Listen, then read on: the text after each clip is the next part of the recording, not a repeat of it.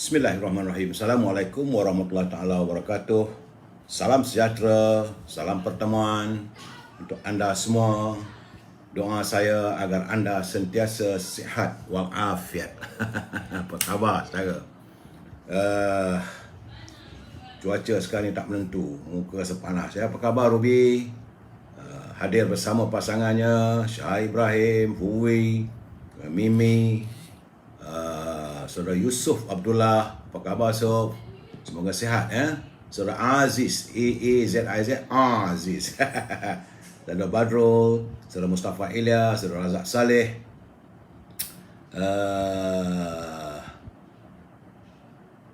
Saudara Yo Shun Pin, how are you? Saudara Roslila, Ramlah Dain, apa lagi? Saya cuma mengharapkan teman-teman kalau ada gangguan dalam saya punya live ini boleh swift ke Instagram ya, sebab saya juga bersiaran dengan dua page iaitu Instagram ya. Wan Arissa Sofia, apa khabar? Saudara Awaludin Awang, Saudara Mei, Openg Temu, Pak Med, Jamaluddin, Sam, Azaz dan teman-teman yang lain yang tak sempat saya santuni satu persatu. Saudara Osman Puasa, ZMR, ZZ. Nama macam-macam nama saya tengok ni.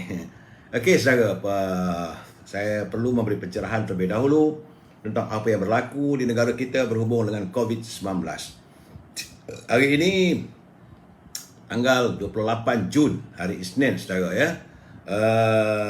Jumlah mereka yang dijangkiti oleh virus corona masih lagi walaupun berkurangan tapi pada angka 5,000. Semalam 5,586, hari ini 5,218. Dia masih lagi belum nampak tanda penurunan ya. Saudara Hanisha, Saudara Ahada, Saudara Ridwan, Saudara Halim. Dan jumlah terkumpul 73,739,266 yang mengundang sejumlah 57 kematian hari ini. Jumlah kematian yang terkumpul adalah 5,001 orang. Aduh, saya pun tak tahu macam mana lah. Tengok begitu mengerikan. Laporan di negeri Perlis hari ini ada peningkatan 5 orang. Semalam tiada jangkitan, hari ini 5 orang. Di Kedah ada peningkatan, semalam 129, hari 194. Di Pulau Pinang alhamdulillah double digit, 88. Untunglah, mudah-mudahan Ong kata Cina. Saudara Amran Ali. Di Perak tiba-tiba lagi ngapa ni, ya Allah, tabakar teman tengok ni. Semalam 229, dia meningkat, 2 hari lepas 137. Hari ini semalam 229, hari ini tiba-tiba melonjak 400. Yung, macam manalah Perak ni? Tinggi tu 400 orang yang dijangkiti oleh virus corona. Jumlah keseluruhan di Perak sudah 26,307 orang terkumpul yang dijangkiti oleh virus corona. Begitu juga di Selangor. Di Selangor ada kelegaan tetapi angkanya masih lagi tinggi. Semalam 2,212. Hari ini 1,989. Di wilayah Persekutuan semalam 628, hari ini 469. Di Putrajaya ada sikit naik, semalam 4, hari ini 8. Di Negeri Sembilan, Negeri Sembilan pun sama juga macam Perak ni. Jam semalam 501, hari ini 629. Jadi di Negeri Sembilan juga tinggi dia punya jumlah mereka yang dijangkiti oleh virus corona ya. Saudara Zainuddin, Saudara Samsudin Mazin. Di Melaka susut, semalam 380, hari ini 183. Begitu juga di Johor, alhamdulillah saya nampak trend di Johor pengurangan. Daripada 329 dia susut 312, hari ini 243. Begitu juga di Pahang, daripada 220 dia susut 118, hari ini 111. Berusahalah kita berdoa dan berusaha agar virus corona ini di mana negeri susut ini berterusan susutnya. Di Terengganu walaupun ada peningkatan tapi masih lagi double digit. Semalam 16, hari ini 23. Okey lagi lah tu. Tapi di Kelantan juga terus susut, alhamdulillah. Sebab semalam 133, hari ini 101. Cuma di Sabah, Puan Rosini dan family, di Sabah peningkatannya agak ketara sebab semalam 190, hari ini 258. Di Labuan juga meningkat. Semalam double digit 83, hari ini 108. Tetapi di Sarawak alhamdulillah susut. Tak banyak mana pun. Tetapi semalam 513, hari ini 409. Itulah gambaran keadaannya di negeri-negeri kedudukan COVID-19. Dan laporan untuk bulan ini sahaja, kita sudah pun melangkaui jumlah bulan lalu. Bulan lalu, bulan Mei, jumlah keseluruhan mereka yang jangkiti oleh virus corona adalah 163,644. 163,644. Dan hari ini saja, 28 hari bulan, dengan 5,218, jumlahnya sudah menjangkau angka 166,009 orang. Jadi melangkaui jumlah bulan lalu. Jadi artinya yang tertinggi ni, saudara ya. Itulah kita berdoa agar segeralah virus corona ini, Cik Kamariah, segera tuntas dan kuang. Saudara ayah Zain dan juga Bonda Durrani.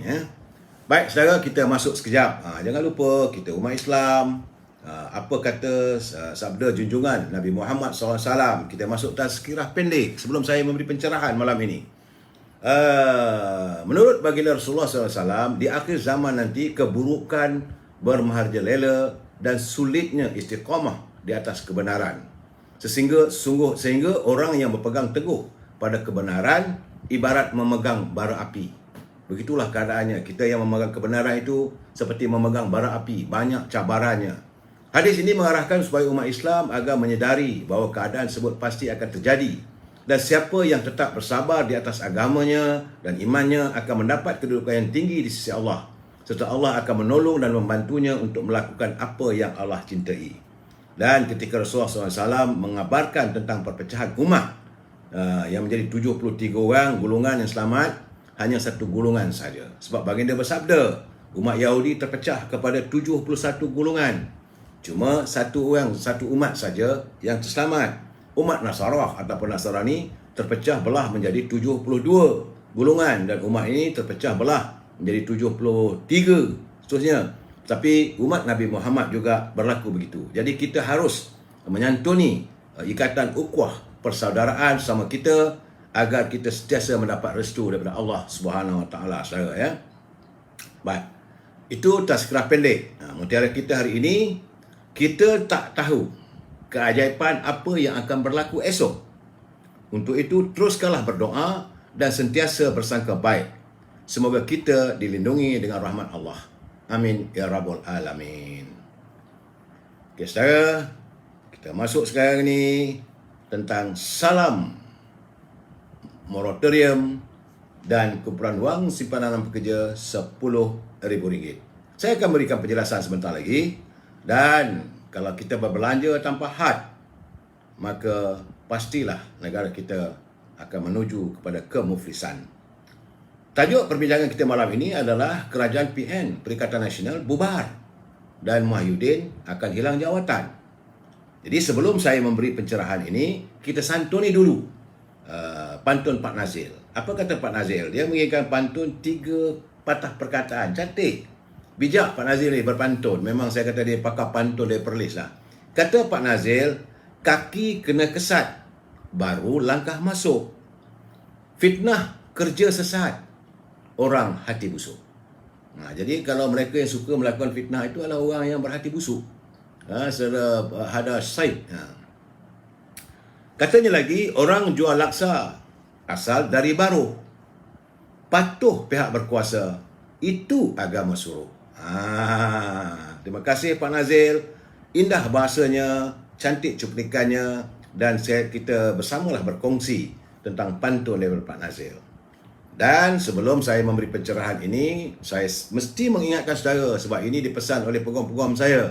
Dia kata sebelum saya memulakan pencerahan dan sebagainya, saya ingin menyatakan bahawa sesiapa yang menyalin semula ataupun menyunting live saya ini dan dimasukkan ke dalam channel YouTube ataupun Instagram atau apa sahaja ruangan di alam maya ini, maka tindakan itu berada di atas tanggungjawab saudara.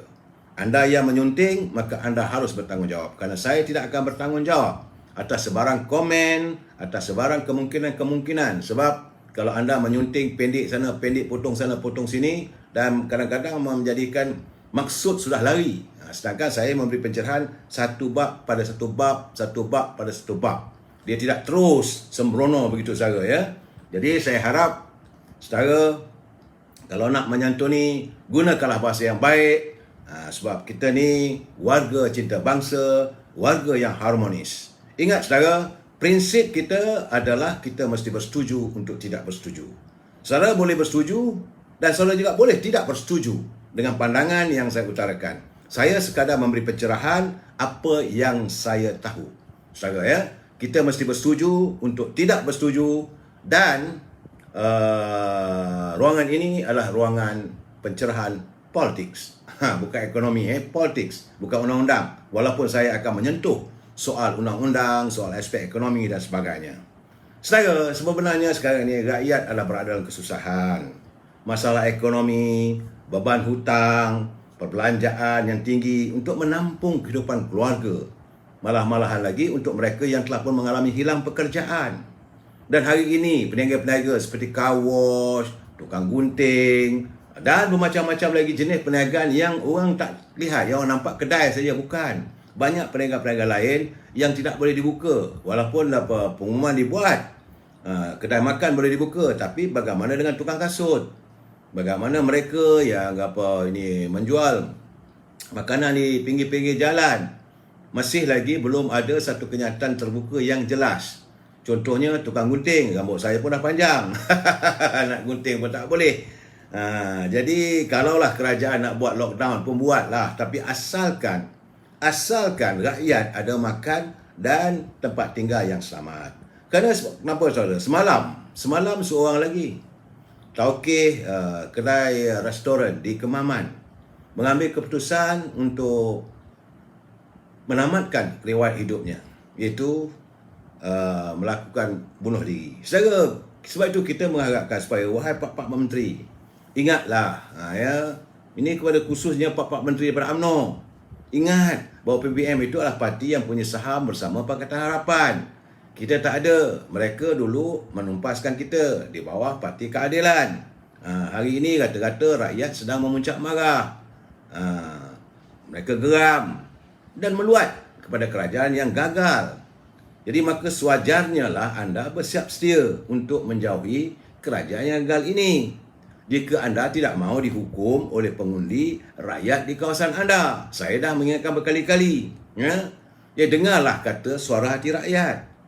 Sebab semalam seorang pengusaha restoran di Kemaman ditemui mati di premisnya di Kijal. Mayatnya ditemui dalam keadaan tergantung sekitar jam 12.30 hari oleh adiknya. Jadi semalam bunuh diri. Itu kematian beliau disahkan oleh Ketua Polis Daerah Kemaman, Superintendent Hanyan Ramlan. Saya cuma menyiarkan bila ada kenyataan polis, saudara ya. Kita tak boleh buat sembarangan.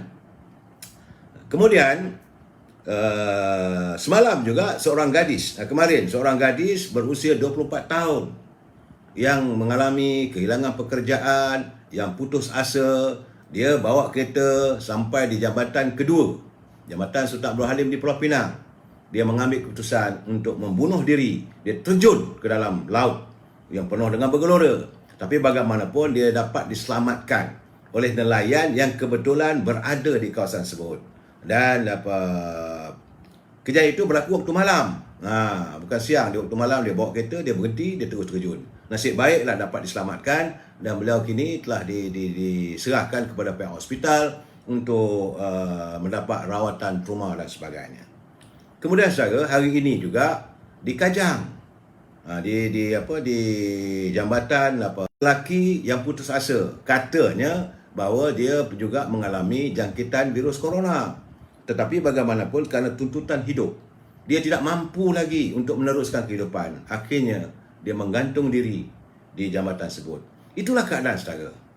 Rakyat sudah habis ok kata orang Kelantan, maka dia mengambil keputusan biarlah dia pergi untuk selama-lamanya daripada terus untuk berada dalam kehidupan begitu sukar. Jadi laporan kulit ayam ini memang menyedihkan. Dia ambil kulit ayam tu, dia bawa balik, dia goreng, dia masak untuk jadi lauk untuk dirinya dan keluarga. Kesian juga sebab dia anak-anak dia bercakap, takkanlah mak hari-hari makan kulit ayam. Jadi ibu kata ini saja yang mampu. Saudara, ini keadaannya. Rakyat tak ada ayam. Kulit ayam itu bawa balik, dibasuh, digorenglah, dijadikan lauk untuk makan dengan nasi.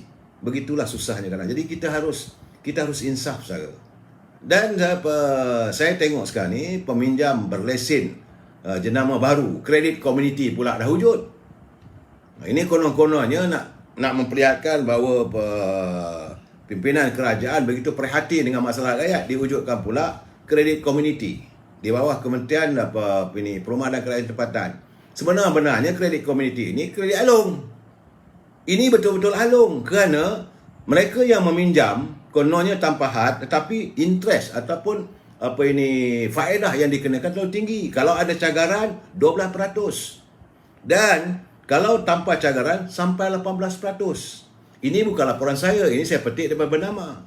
Jadi sedangkan kalau bank-bank dia cuma mengenakan BLR-nya 5.40%.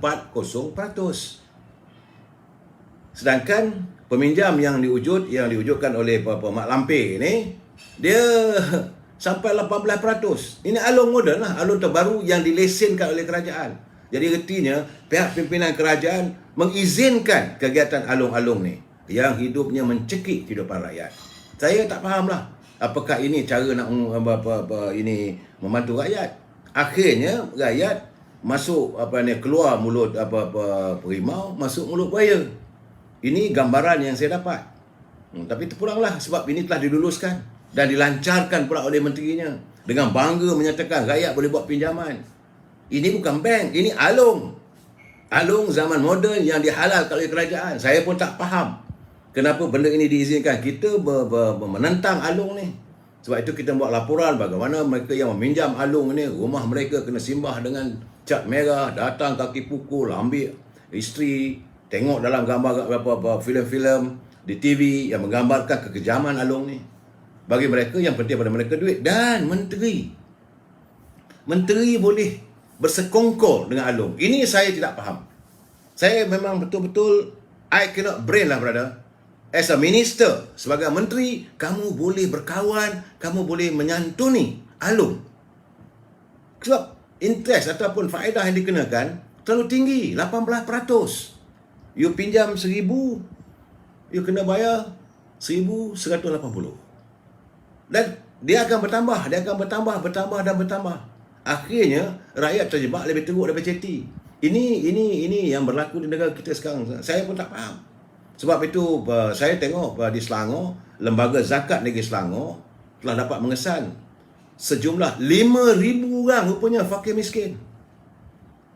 Hari ini Lembaga Zakat Selangor mengesahkan bahawa yang dapat ditemui sejumlah 5,000 orang. 5,000 warga Selangor yang disahkan fakir miskin. Fakir miskin ni sahaja, pendapatan tak ada, hidup compang-camping, penuh dengan penderitaan. Ini gambarannya. Tiba-tiba Mak Lampir di Selangor buat pula syarikat alung. Itulah keadaannya. Jadi, macam mana kata Tengku Bahrain dari Terengganu. Beliau daripada Parti Amanah. Dia kata, apa yang dilakukan oleh Pak Zuraidah ini seperti kerajaan memberi madu, tapi penuh dengan racun untuk rakyat. Itulah keadaannya. Saya tak mau mengulas lebih panjang soal itu, soal alung ni. Cuma kita harian sekarang ni tentang bagaimana jawatankuasa masjid sudah bermula mengeluarkan bantahan. Masjid digunakan untuk suntikan vaksin. Ini pun saya tak faham lagi. Apakah mereka tak fikir masjid tak boleh nak buka, orang nak solat tak boleh, untuk melakukan vaksinasi boleh. Tadi saya pergi ke pejabat UMNO. Saya melihat di PWTC berderet orang. Boleh beratus-ratus orang. Boleh. Tapi kenapa untuk solat tak boleh? Yang ini kita tak tahulah apa sebenarnya yang ada dalam pemikiran pimpinan kerajaan. Sebab itu menteri-menteri yang ada, termasuklah menteri yang menjaga hak agama Islam, Datuk Dr. Zulkifli. Beliau bekas mufti dia di wilayah Persekutuan. Takkanlah dia tak boleh bersuara dari segi aspek agama kita. Jangan kita lari daripada Tuhan. Sepatutnya bila kita dalam masalah, kita dekat dengan Tuhan. Bukan kita menyisihkan diri daripada rumah Allah. Ini gambaran yang saya dapat daripada berbual dengan kawan-kawan. Kerana mereka menjadikan tempat masjid untuk jadikan suntikan vaksin. Sebab itu para mufti dan ulama akhirnya akan difitnah. Masjid kamu buka bukan untuk orang solat. Masjid kamu buka untuk orang suntikan vaksin. Datang berpuluh-puluh orang. Dia tempiahnya datang pada kita. Itu yang dilontarkan oleh Dr. Kamilin Jamlin. Sebab dia kata guna dahululah segala dewan yang ada. Dewan serbaguna, dewan sukan dan dewan sekolah. Gunakanlah, dia kata, jangan terus guna masjid. Sebab kalau guna masjid ni bukan Islam pun masuk dalam tu juga. Kita tak tahu mereka pakai kasut dan sebagainya. Jadi masjid tu sepatutnya masjid ini digunakan untuk kita menyerah diri pada Allah. Dan kalau masjid boleh digunakan untuk pusat vaksin, takkan kita tak boleh menunaikan semayang? Ini yang kita satu persoalan yang saya tak tahulah, berdosa lah mereka. Biarlah. Kita hanya menyuarakan. Biarlah kepimpinan negara yang ada sekarang ni. Sebab dalam kabinet tu adalah Tok Lebay. Kononnya hebat sangatlah. Mengutarakan pelbagai pandangan dan sebagainya. Kemudian di Selangor juga, kabarnya PPB, beberapa pusat pemberian vaksin di Selangor dijangka terpaksa memberhentikan operasi susulan akibat kekurangan bekalan dos vaksin COVID-19.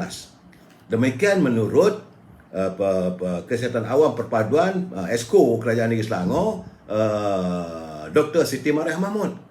Jadi kalau ini berlaku, kita pun hairan. Sebab macam mana yang saya katakan semalam, duit dah ambil daripada kantong negara. Bukan sekupang, bukan 2 kupang, 3 bilion campur 2 bilion, 5 bilion tambahan lagi. Dan kita juga hairan kerana kerajaan Kesatuan Eropah, European Union mengatakan mereka telah pun menghantar pada kita sejumlah 5 juta dos. Begitu juga kedutaan Amerika menyatakan mereka juga telah pun membantu Malaysia memberi vaksin pada nilai 2.5 juta USD. Dan jangan lupa, sewaktu Tan Sri Perdana Menteri melawat negara Arab, Raja Arab juga memberi derma pada kita 500,000 tak silap saya, nilainya untuk pembelian vaksin. Dan jangan lupa, kerajaan China juga memberi bantuan pada kita, vaksin. Dan begitu banyak mereka memberi bantuan, dan kita beli pula lagi dengan peruntukan 3 bilion dan sebagainya. Ke mana pergi vaksin ni? Kenapa sehingga kerajaan negeri Selangor terpaksa ini membeli, dan mereka nak cepat suntikan ni, kena bayar harga dan sebagainya. Sedangkan vaksin ni percuma. Ini persoalannya kita, sebab itu saya katakan kita tunggulah. Bila berubah kerajaan nanti, kita akan tuntut satu persatu. Kita tak tahulah nilai berapa dia kena. Sebab itu mereka takut nak buka parlimen. Sebab perkara ini akan disoal. Kita akan, wakil rakyat kita akan memperkatakan dan akan menyoal bagaimana pembelian dan kemasukan vaksin. Sehingga sekarang ni tak cukup. Dan beberapa pusat pemberian vaksin Selangor dijangka terpaksa memberhentikan operasi. Macam saya kata semalam, selama ini kamu kata rakyat tak nak suntik. Tiba kamu menyalahkan rakyat. Sekarang ni vaksin dah tak cukup. Apa cerita ni?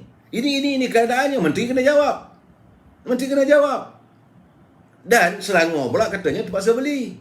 Kalau terpaksa beli, maka berganda-ganda lah persoalan kita. Macam saya katakan, bila digunakan masjid, ini pun satu masalah lagi.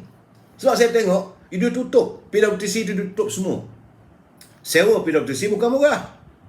Satu dewan kecil pun at least 20,000, 30,000. Tapi kalau menggunakan sepenuhnya PWTC, at least sekurang-kurangnya satu hari mestilah 100,000 ke 200,000. Kenapa dibazirkan wang rakyat sebegitu banyak? Itu satu tempat. Bagaimana di Selangor? Yang saya pergi buat vaksinasi saya di Shah Alam, saya melihat begitu besar tempatnya. Dan wang ini dibazirkan. Sedangkan berkali-kali saya kata, kita mempunyai klinik One Malaysia yang diwujudkan oleh Sri Najib dulu, klinik Satu Malaysia di setiap daerah dan hampir setiap desa. Bukan sekadar itu saja, kita juga mempunyai klinik-klinik swasta. Kita juga mempunyai hospital-hospital swasta. Bawa vaksin tu, letak dekat hospital tu, serahkan senarainya. Mudah, tapi kenapa diwujudkan? Ini menimbulkan persoalan, ini menimbulkan persepsi apakah mereka nak buat duit. Jangan marah kat saya. Persepsinya kerana terpaksa beli katil, terpaksa beli kursi, terpaksa buat itu, buat macam-macam lah. Sedangkan ambil nama, masuk dalam Ais Sejahtera, nama anda, sila mendapatkan suntikan vaksin di klinik ABC. Mudah. Kenapa disusahkan? Kenapa diketatkan? Saudara Nafiah Nafi, saya kecewa. Sebagai ingat masa kes satu angka hari tu, ingat solat kat masjid. Masjid penuh. Tu, sama lah sekarang ni. Itu keadaannya. Ya?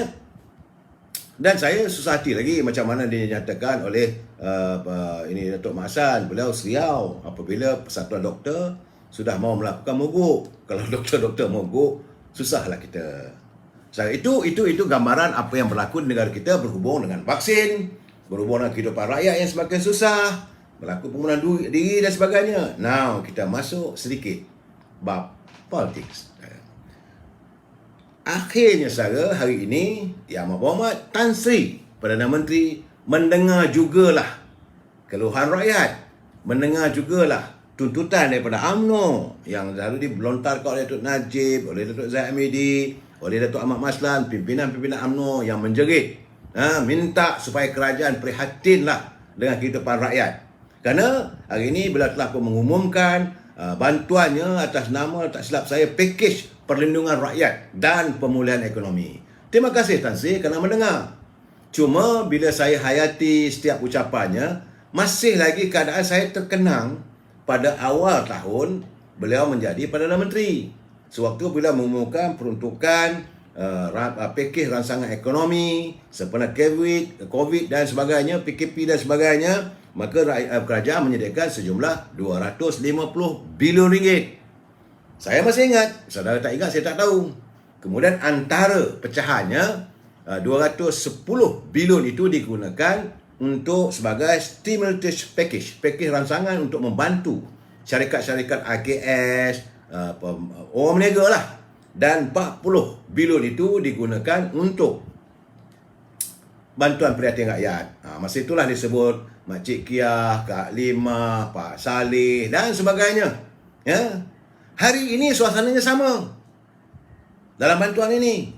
Tak silap saya tadi kata 250 bilion. Tak tahulah, saya tak silap saya lah. Saya pun tak, saya bila dengar itu, sebab tidak ada pengumuman yang khusus. Maksud saya yang khususnya, cara macam mana nak dapatkan. Sepatutnya kata dipermudahkan, maka bantuan ini akan sampai. Saya nak pastikan bahawa selewat-lewatnya, sebelum 5 hari bulan Julai, seluruh rakyat di negara ini yang berkelayakan untuk menerima bantuan ini akan menerimanya secara tunai. Kalau dengar itu kan sedap. Ini tidak. Masih lagi terpaksa isi borang. Masih lagi terpaksa pergi pada SSDN. Masih lagi menggunakan instrumen-instrumen yang lalu. Saya tak tahu sejauh mana benda ni akan dapat dilangsaikan sepenuhnya. Macam saya kata dulu, perangkat awal dulu saya tegur. Saya kata kalau ini keadaannya masuk melalui internet, banyak kampung-kampung, desa-desa yang penghuninya tidak mempunyai kemudahan internet. Saya tak tahulah, saya melihat, saya mendengar, mungkin saya silap. Tetapi pengetahuan saya lebih kurang sama aja. Ada peruntukan, tapi cara penyampaian yang selalu saya lontarkan tiap-tiap malam dulu, saya kata penyampaiannya tu mesti tuntas. Gunakan segala aparatus yang kita ada. Gunakan boleh kata okey, di kawasan desa apa semua boleh menggunakan khidmat Tok Penghulu. Silalah pergi ke pejabat Tok Penghulu ataupun Tok Sidang Kampung. Dan Tok Sidang, Ketua Kampung atau penggawa-penggawa kampung dibekalkan dengan borang untuk diisi dan berilah tempoh dalam 2 hari, maka wang itu akan sampai. Kan kesedap? Tak ada. Masih lagi caranya yang sama. Kalau itu caranya yang sama juga, saya berpandangan saya secara jujurnya akan repeat balik. Adalah keluarga yang tak dapat.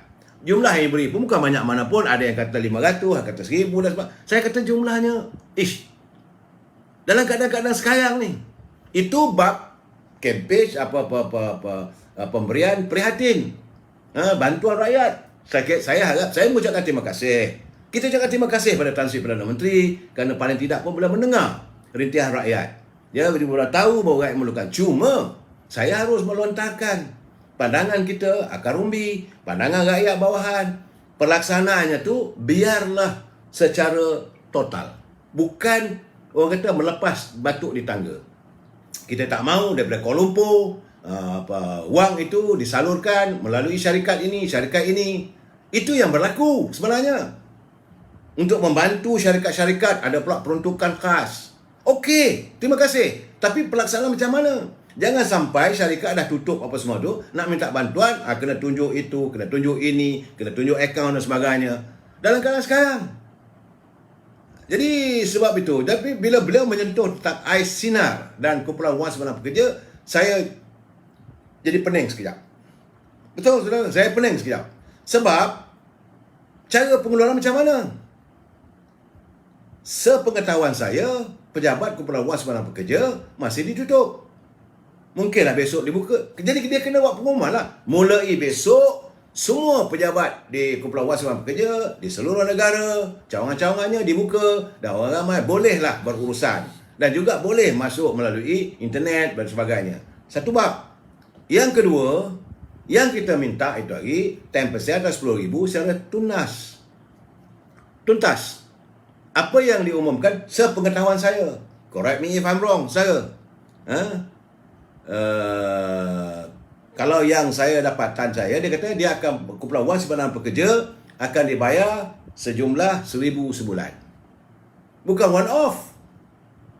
Bukan mana dia kata 5,000. Okey, bukan 5,000 serentak, tak. Mana bulan depan, atau cukup bulan ni 1,000. Akan datang 1,000. Seolah-olah wang itu milik kerajaan. Ini yang saya persoalkan. Wang ini wang milik rakyat. Tabungan rakyat. Tabungan pekerja hanya kepada mereka yang mempunyai simpanan dalam kumpulan wang simpanan pekerja. Tak boleh nak dianggap ini duit kerajaan. Jadi sepatutnya arahkan kumpulan wang simpanan pekerja, maka layanlah semua penyimpan-penyimpan ini dan 5,000 one off.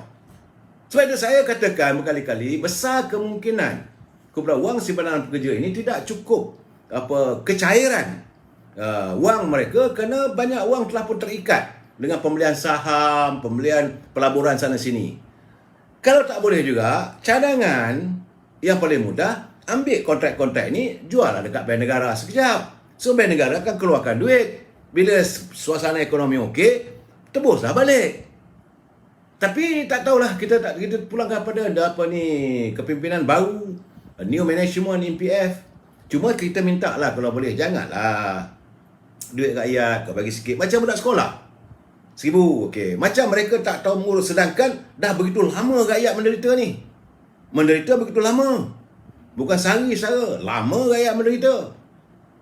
Jadi RM1,000, dapat tambahan sikit, dapat perhati, dapat RM600. Alhamdulillah lah. Tapi tak tahu bila dapat. Kadang sekarang mendesak ni, orang sanggup bunuh diri, nak makan susah macam kita tengok tadi. Makan kulit ayam saja sebagai lauk dan sebagainya. Inilah keadaannya. Dan sepatutnya kita minta 10,000 sekali, one off. Dan tahulah kita nak menguruskan duit tu untuk berapa lama. Okey, sekarang dalam keadaan begini, kerajaan nak buat total lockdown. Total lockdown lah, tak ada masalah. Kita duduk rumah. Asal makanan dah ada, kita dah boleh standby. Semua dah ada, tak ada masalah. Dan bila buat lockdown kali ini, kita tuntut supaya kilang-kilang juga di lockdown. Kita tak mahu kilang-kilang masih beroperasi, maka jumlah angka masih naik lagi.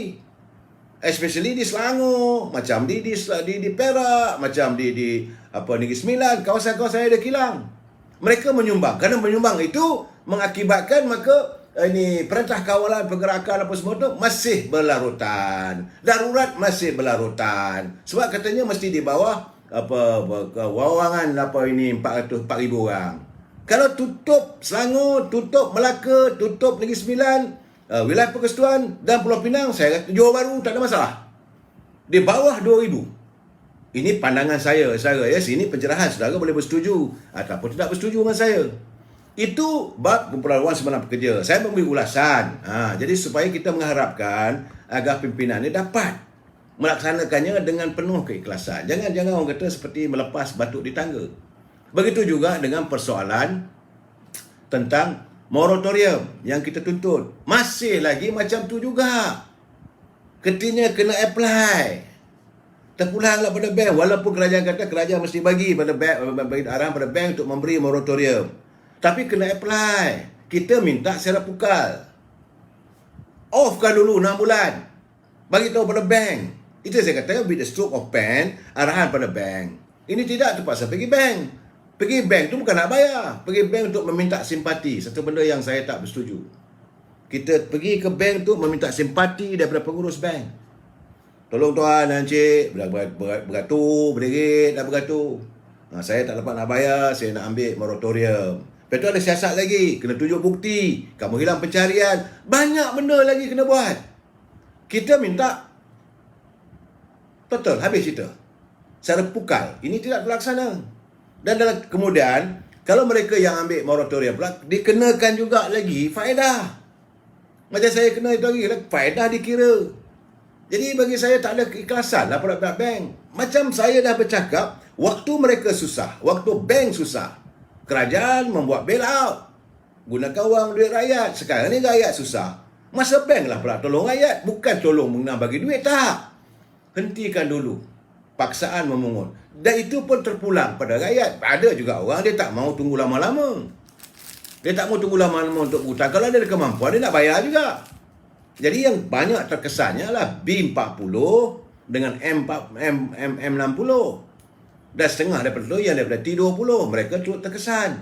Tadi saya berbual dengan kawan saya, dia kata banyak ramai yang tak mampu nak bayar. Jadi keadaan moratorium ini kita minta lah sekali lagi agar Tengku Zafrul bersama dengan Gubernur Bank Negara duduk bincang betul-betul, laksanakan secara tuntas. Kita mengucapkan terima kasih. Bukan kita nak marah.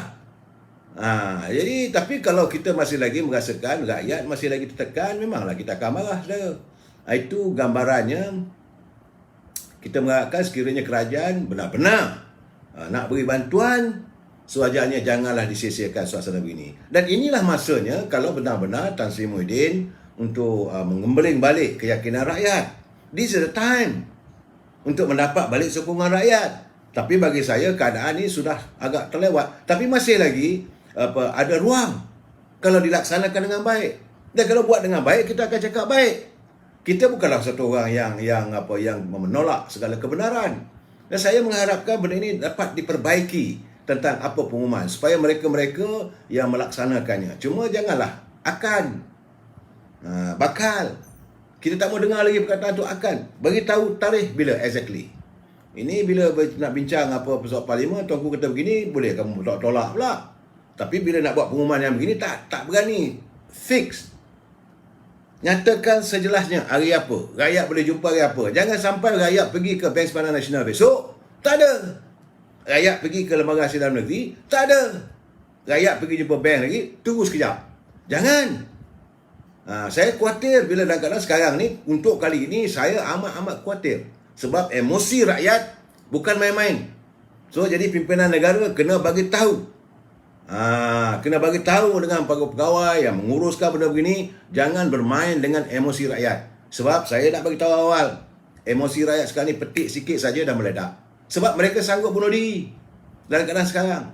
Dan mereka begitu tertekan. So, jangan bila kamu nak beri bantuan ini apa semua tu, jangan gunakan bahasa-bahasa yang tak baik. Santuni rakyat yang susah. Jadi kalau nak bagi tu, bagi betul-betul. Dan permudahkan segala urusan. Itu yang kita harapkan daripada pimpinan negara. Saudara, sebab kita tak mahu lagi lah. Satu lagi yang saya harapnya, bila saya dengar bahawa kalau nak dapat bantuan daripada kerajaan, syarikat-syarikat yang dulu mendapat grant perhati ni, dia kena pulang balik. Mana nak cari? Ini satu hal lagi ni. Saya terbaca, dia kata kena pulang balik. Ibaratnya kerajaan mahu peniaga-peniaga kecil B40, M40 ni, dia tutup perniagaan dulu.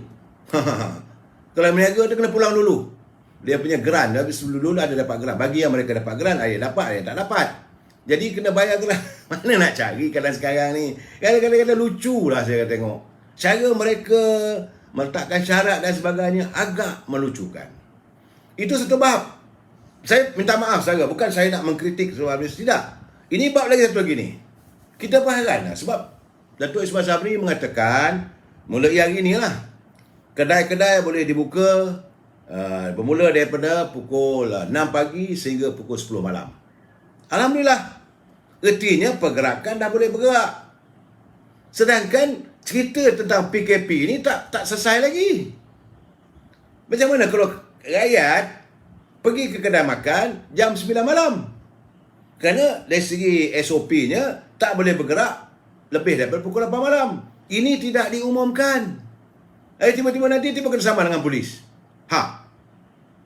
Sebab itu saya katakan antara jabatan, antara kementerian dia tidak sealiran lah. Tidak mendapat satu kata putus. Ini masalah yang saya lihat yang berada dalam Kerajaan Perikatan Nasional. Sesuatu keputusan itu kadang-kadang dibuat secara sembrono dan macam rojak. Nyatakan terus terang, mulai hari Isnin, perintah kawalan pergerakan kita longgarkan sedikit. Iaitu bermula daripada pukul 6 pagi sehingga jam 10 malam. Untuk tujuan mendapatkan makanan. Dan kedai-kedai boleh buka. Jadi artinya rakyat boleh keluar. Sekarang ni, kalau ikut PKP-nya, SOP-nya tak boleh. Kamu melanggar nanti, kau kena nanti RM10,000, RM2,500 dan sebagainya. Nah ini yang saya kata tak tuntas. Perintah kawalan lockdown dari jam 8 pagi hingga jam 8 malam. Tapi kata kedai dibuka dari jam 6 pagi hingga 10 malam. Saya dengar tu, alamak. Buat pengumuman terburu-buru, tapi tak tahulah. Ini saya tak tahu. Saya harap Big Brother kita, Datuk Ismail Sabri dapat memberi penjelasan. Penjelasan berhubung dengan perintah kawalan ni. Sebab kamu dah kata 10 pagi daripada 6 pagi sampai 10 malam. Kata boleh pula makan di kedai. Dulu tak boleh. Artinya rakyat dah boleh keluar rumah. Kalau nak kata total lockdown, tak boleh keluar rumah. Ini permasalahan yang kadang-kadang mereka buat undang-undang. Aduh, letih saya tengok benda macam ni. Saya bukan niat untuk mengkritik, tidak. Yang baik kita kata baik. Macam hari ni kita dengar Ketua Pergerakan PAS dalam satu buah bicara dengan Awani, dia mengatakan bahawa Saudara Khairul mengatakan rakyat telah mematuhi SOP sepenuhnya. Sepanjang perintah kawalan ni, mereka tidak seharusnya dihukum. Jadi sepatutnya, ini tuntutan daripada Ketua Pergerakan Pemuda PAS. Saya salute. Walaupun lewat, tapi masih lagi berani menyanggah pimpinannya. Sebab dia kata sepatutnya kilang perlu ditutup sementara. PKP dilaksanakan. Saya ucapkan syabas. Artinya beliau tidak terikat dengan ini cara pemerintah kerajaan kena sokong. No. Kita tak macam inilah. Tambah-tambah lagi beliau mewakili Pergerakan Pemuda PAS. Kita bukan nak mereka membodik sembarangan. Walaupun beliau telah dilantik sebagai senator. Dan beliau menyuarakan suara Inisiatif Rakyat. Saya setuju. Tak ada masalah walaupun saya daripada UMNO. Walaupun saya nampak tidak ada lagi lah santunan kita masa akan datang dalam Muafakat Nasional. Dia nak sokong, pulanglah. Tetapi yang baik dia buat, kita kena terima. Tak baik kita kata tak puji. Kita kena beri rangsangan semangat. Tidaklah macam ini seorang lagi tu. Ini seorang lagi ni, Dok Lebay ni. Saat orang susah ni, dia mewakili Dewan Pusat PAS jadi faham. Orang bercakap soal COVID, orang bercakap soal susah. Orang tanya, dia boleh cakap soal poligami. Dalam keadaan sekarang, kau bercakap soal poligami, kamu bercakap tentang hukum nafsu dan sebagainya. Saya kata, apa benda lah lebay-lebay ni. Takkan itu perjuangannya. Buatlah macam mana Ketua Pergerakan Pemuda PAS. Ketua dia, timbalan tak dengar cerita lagi. Jawatankuasa PAS Pusat tak dengar cerita lain. Lebay-lebay yang ada dalam kerajaan tak dengar. Malahan yang kita dengar masih lagi berkeras supaya mengatakan bahawa soal keputusan Parlimen bersidang tak sidang itu terpulang pada kuasa Perdana Menteri, bukan kuasa agung. Dan sebab itulah saudara, hari ini Yang Berhormat Mulia Tengku Razila Hamzah telah mengadakan siaran live-nya melalui halaman Facebook jam 5 petang tadi. Tak pernah seingat-ingat saya yang saya berkawan rapat dengan Yang Berhormat Mulia Tengku Razali selama 15 tahun, beliau tidak pernah menggunakan dia punya saluran Facebooknya untuk membuat live begitu. Tak pernah. Mana getinya dia dah tak boleh hilang sabar dia lah. Orang Kelantan dah habis ok lah. Sebab inilah pertama kalinya selama 50 tahun beliau menjadi ahli parlimen. Jangan selalu fikir dia sembarangan orang. Selama 50 tahun Yang Mulia Tengku Razali Hamzah menjadi ahli parlimen dan berterusan, tak pernah kalah. Yang Mulia Tengku Razali juga berada di anjung kuasa sejak zaman pasca kemerdekaan. Waktu negara ini dipimpin oleh Tengku Abdul Rahman. Almarhum Tengku Abdul Rahman memeta bagaimana untuk membangunkan negara ini baru mencapai kemerdekaan. Beliau sudah berada di situ. Waktu almarhum Tun Razak mewujudkan dasar ekonomi baru, beliau sudah pun berada di situ. Bersama-sama dengan Tun Razak membangunkan Felda, membangunkan Petronas, membangunkan pelbagai syarikat-syarikat ini, mengambil balik ladang-ladang apa semua. Beliau berada di situ. Kemudian zaman era Tun Hussein On, beliau berada di anjung kuasa sebagai Menteri Kewangan. Banyak dasar-dasar kewangan dilakukan oleh beliau dan membina kekayaan negara untuk dinikmati oleh rakyatnya. Dan beliau sempat juga berada era Tun Dr. Mahathir. Tak lama lah, setengah penggal. Dan lepas itu bila berlaku keberantakan politik, maka sampai sekarang dia tak ada apa-apa berada di anjung kuasa. Tetapi bagaimanapun, era Tun Abdullah Badawi, era Datuk Seri Najib Tun Razak, beliau masih lagi kadang-kadang diminta pandangan oleh kalangan ahli-ahli parlimen, berjumpa dengan beliau di pejabat. Macam mana aku nak tanya ini soalan? Dia memberi bimbingan dari sudut ekonomi sebab dia bidangnya ekonomi.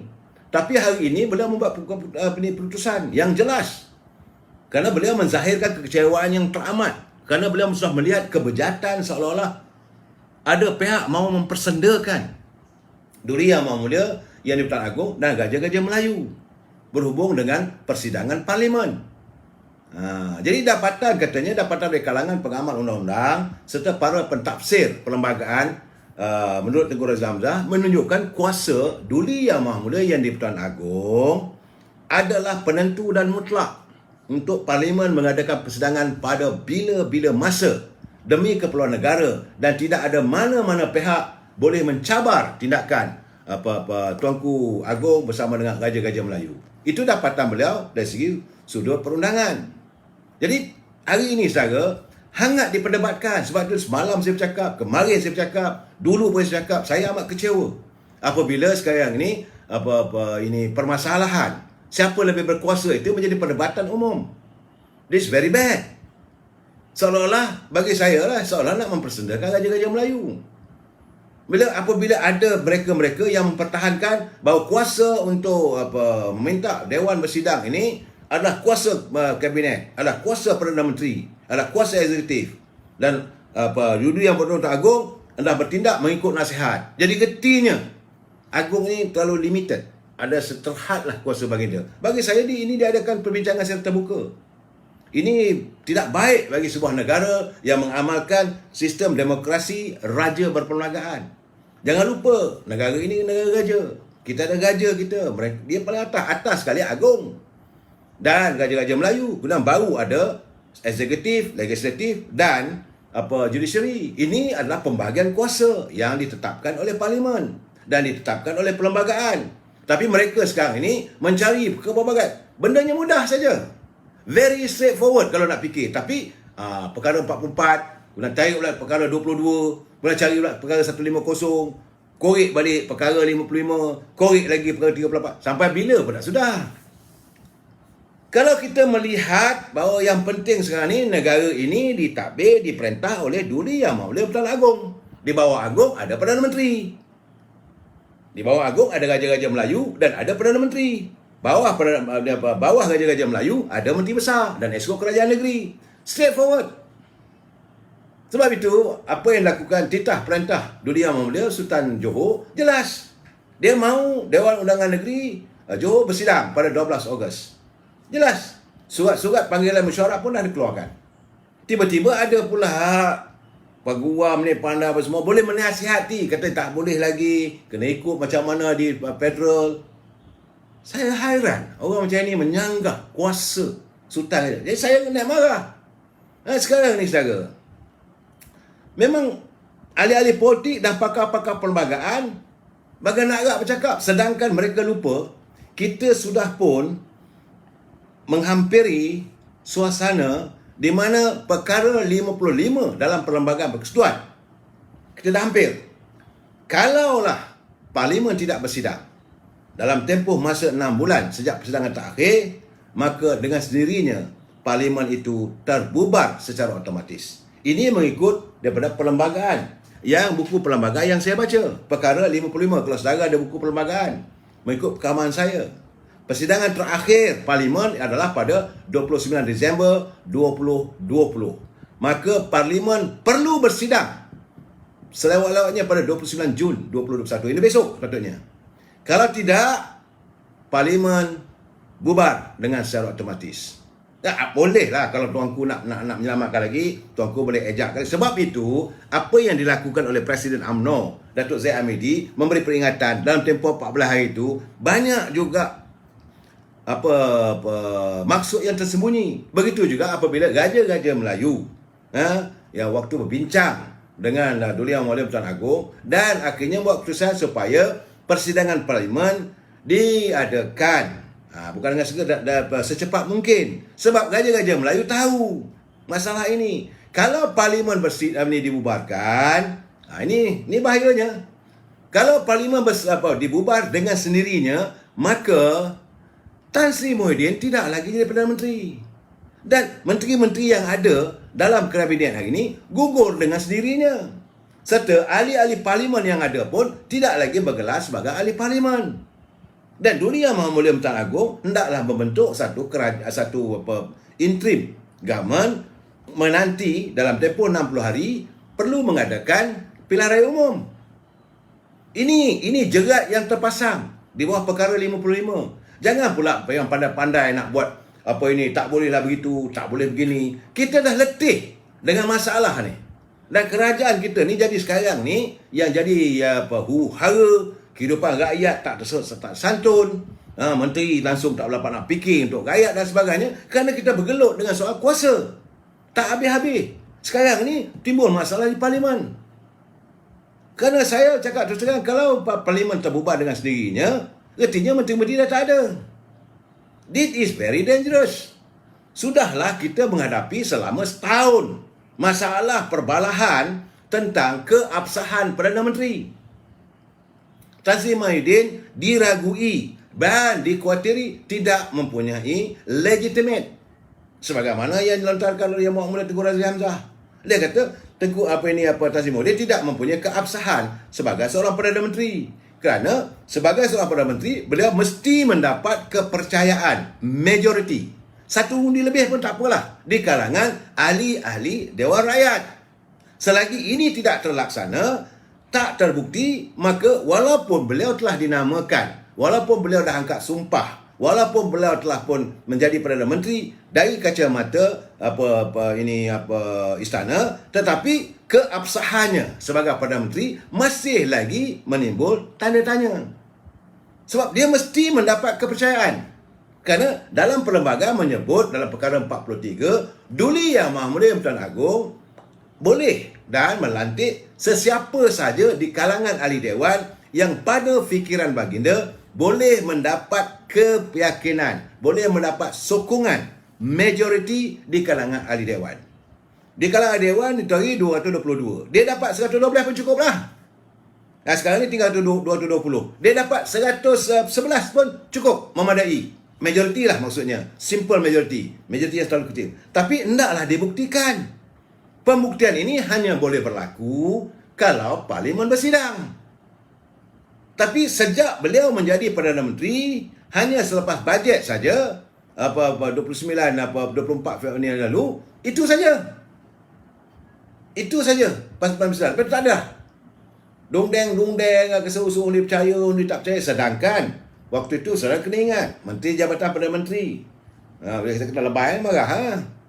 Dia ada mengatakan bahawa satu usul undi kepercayaan akan dibawa di Parlimen terhadap Tan Sri Muhyiddin. Undi kepercayaan. Bahawa usul bahawa Dewan Rakyat memberi kepercayaan negara ini ditadbir oleh Tan Sri Muhyiddin. Tidak berlaku sampai hari ini. Kerana itu keabsahannya, legitimasinya menjadi persoalan dan dipersoalkan saban hari oleh rakyat. Pembakar tu saya ceritalah. Sebab itu orang kata nak buat usul undi tak percaya dan sebagainya. Ini masalah sebenarnya. Bila kita melanggar perlembagaan, kita melanggar peraturan, Jadi susahlah jadinya. Dan sekarang ini, saya jangan lupa banyak orang bertanya pula, oh tak boleh lah, Parlimen tak boleh ubah sebab darurat. Tuanku telah bertitah melalui setiausaha pengelola Istana Negara, Datuk Fadzil, dia pada 24 Februari yang lalu tuanku dah bertitah mengatakan Parlimen boleh bersidang. Kenapa kamu tak panggil? Tak boleh nak mengatakan ini bukan kuasa agung, ini kuasa Perdana Menteri nasihat. Dah tak timbul lah masalah ni. All this semuanya sekarang ni menjurus ke arah mesti ada Parlimen bersidang. Yang sebab itu sabah malam saya mengatakan kenapa takut sangat? Kenapa transisi Perdana Menteri? Kenapa menteri-menteri kabinet bila sebut Parlimen menggigil takut? Dan akhirnya rakyat melihat engkau orang bercakap soal kuasa, engkau orang bercakap soal jawatan. Kami ni macam mana? Kami ni tak disantuni. Okey, tadi dah buat pengumuman, macam mana caranya? Ini kita nak bertanya. Sebab hadirnya kerajaan, adanya barisan kabinet menteri tidak lain tak bukan adalah untuk menyantuni rakyat. Ini sekarang ni raja-raja Melayu dulu yang Mahmud Tuan Agong begitu prihatin pada rakyat. Sebab itu dalam titah baginda, baginda menyatakan, raja-raja Melayu menyatakan bahawa baginda sedar rakyat berada dalam keperitan kesan daripada kemerosotan ekonomi. Jadi mestilah satu tindakan perlu dilakukan. Itu titah. Bila titah ni, titah perintah, laksanakanlah, kau jangan main-main. Ini tidak, tuanku adalah cakap benda tu. So, boleh dibiar begitu saja. Lepas baginda bertah lagi, wujudkanlah sebuah kepimpinan kerajaan yang stabil. Stabil tu macam sekarang ni tak stabil lah. Sebab kalaulah dalam tempoh 6 bulan, tak usah siapa nak argue lah. Dengan sendirinya Parlimen itu terbubar. Malunya kita. Ini sebab itu saya kata tadi, Yang Berhormat Tengku Razali terpaksa mengadakan satu pertemuan dengan rakyat secara berterusan, menjelaskan keadaan. Inilah pertama kali dalam sejarah beliau selama 50 tahun menjadi ahli Parlimen, suasana negara berada dalam keadaan cukup terburuk. Sudahlah negara berhadapan dengan masalah COVID-19. Sudahlah negara berhadapan dengan kehidupan rakyat semakin sukar. Sudahlah ekonomi merudum begitu teruk. Rakyat hilang pekerjaan. 2 juta orang tak ada kerja. Dan politik je bertergabur. Malahan perlembagaan negara sudah dilihat seolah-olah mau dirobek. Sebab ada orang boleh dipertikaikan. Dan pertikaian berhubung dengan perlembagaan ini dibuat secara umum. Ini bagi saya satu bahaya. Ini cukup bahaya. Sebab itu akhirnya orang tak hormat pada istana. Percaturan politik begini, Pak Menteri yang ada di anjung kuasa di Sri Perdana, anda adalah antara contributors.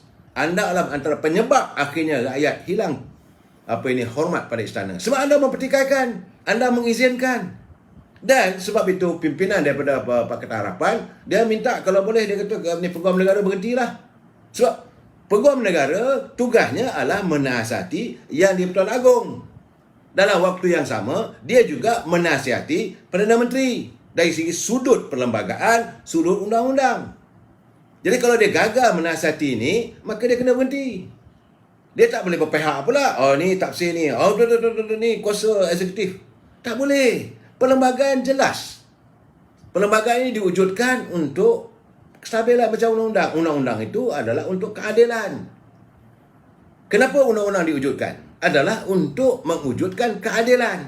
Seorang yang dituduh, bila dituduh, dia juga berpeluang untuk mempertahankan diri. Adanya mahkamah. Jadi adalah undang-undang mengikut akta itu, akta ini. Begitu juga dengan perlembagaan. Perlembagaan ini adalah perkara yang paling mengatasi di atas kepada undang-undang.